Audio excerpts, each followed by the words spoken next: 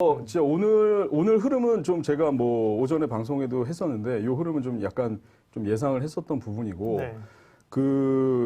이제 일봉 차트 상에 차트를 좀 띄워주시면 일봉 차트 상에 이 리바운딩이 이제 단기적으로 요 21선이나 11선 정도 그러니까 이게 종합주가지수 기준에서 약 한 3,100 정도 라인대까지 반등 흐름은 기정사실로 받아들이고 있었던 상황인데 오늘에서 이제 3,100을 넘어서면서 3,138라인대까지 이 지수가 또 장중에 올라왔었다는 게 또 의미가 있는 겁니다. 이게 알고리즘상의 의미가 있고, 자, 이 이후의 흐름은 이제 두 가지로 볼 수가 있습니다. 자, 첫 번째는 뭐냐면, 내일 같은 경우에는 종합주가 지수 기준으로 해서 한 3,050포인트 정도를 아래쪽으로 하향 이탈하지 않고, 거기서 3,050 라인대에서 한 3,100선 라인대, 요 정도를 어떤 그 박스권 레인지 정도로, 하루 정도, 뭐 횡보식으로 해서 조정을 좀 봐줄 수도 있는 모습이 나올 수 있고,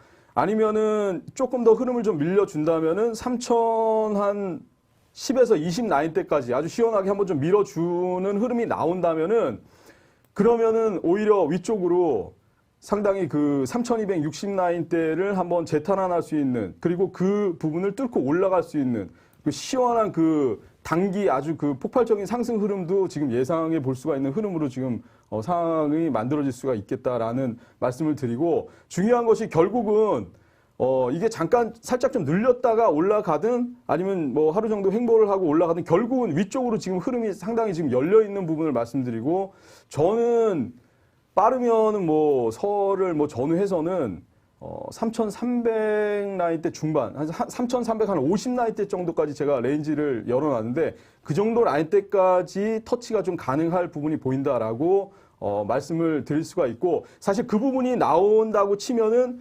1년은 제가 거기까지는 뭐 말씀을 뭐 지금 좀 노코멘트를 좀 드려야 될 부분인 것 같고, 짧게 한 6개월 정도, 올해 반년 정도 보면은 6월까지 흐름을 보면은 전반기에 거의 고공권 라인대가 좀 만들어지지 않겠느냐라는 말씀을 좀 드릴 수가 있을 것 같습니다. 예, 예. 전망까지 해 주셨습니다. 차트를 보면서요. 네, 결론을 좀 정리하게 되면 위쪽으로 지금 단기적으로 더 본다. 예, 그죠? 예, 채널이 좀 열려 있습니다. 그러니까 얘기를 듣다 보면요, 올라갑니다, 떨어집니다, 이렇게 얘기하기 어렵잖아요. 여러 정황들 듣다 보면 그래서 이게 떨어진다는 거야, 올라간다는 거야, 밀린다는 거야, 간다는 거야, 사실은 이게 판단이 쉽지 않거든요. 이제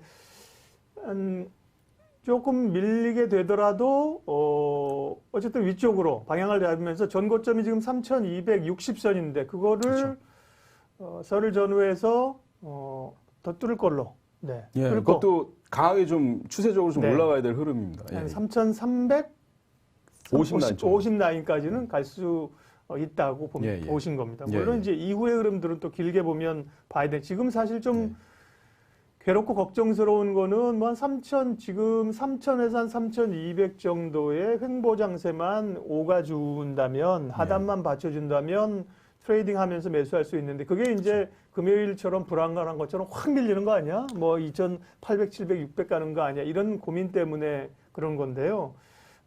그렇게 안 보셨습니다. 네. 내일은 설령 좀 제가 말씀드린 좀 밀린다고 하더라도 또 단기적인 3,000대 초반에는 좋은 매수 기회로 좀 단기적으로 접근할 필요가 있겠다라는 부분도 좀 말씀을 드리겠습니다. 네. 코스피 시장부터 봐주셨고요. 근데 이제 그게 그렇게 해서 예를 들어서 한 3,350이나 이런 걸 이제 만들어내게 되면 이제 단기적으로 상반기에는 그게 대략 좀 고점이 될 수 있다? 고점일 가능성이 상당히 크다고, 제가 뭐 단언컨에 말씀드린 건 좀 그렇고, 상당히 크다고 말씀드릴 수가 있습니다. 네, 그러니까 쉽지 않은 거예요, 그죠? 장 자체가, 그죠? 그럴 때, 뭐 흔들릴 때 그냥 자신 있게 막 사면서 가기도 좀 어려운 거고, 또 조금 흔들린다고 주식을 뺏기기도 어려운 거고요. 지금은 이제, 클라라님이 잘하신 것처럼 일단 위로 좀 열려 있다. 위로 좀 열려 있고, 대응 자체는 좀 조심스럽게 가야 된다는 말씀인 것 같습니다. 네.